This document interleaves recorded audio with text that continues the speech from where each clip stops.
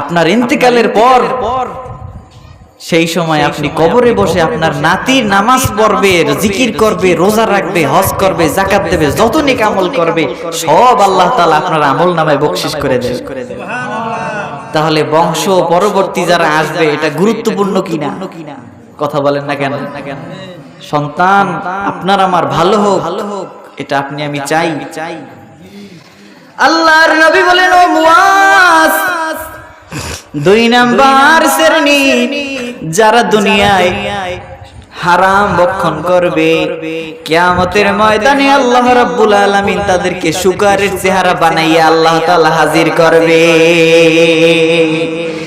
3 নম্বরে, ও মুআজ, 3য় নম্বরে যেই মানুষ দুনিয়াতে যারা সুদ খাইবে, এই সুদখোরকে কিয়ামতের ময়দানে মাথাটা থাকবে জমিনের দিকে নিচে আর পা থাকবে উপরে, এই রকমের কঠিন মুসিবত দিয়ে কিয়ামতের ময়দানে সুদখোরদেরকে কিয়ামতের ময়দানে আল্লাহ হাজির করবে।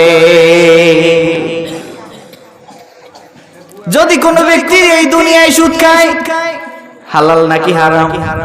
আরো জোরে বলেন, হালাল নাকি হারাম? এই হারাম খাওয়ার কারণে তার বংশের মধ্যে কোনোদিন ভালো মানুষ পয়দা হবে না। তার পরবর্তী যে সন্তান হবে ওইটা হবে চোর, একেবারে সেরেপ চোর। এরপরে যেটা হইবে ওইটা হবে ডাকাইত।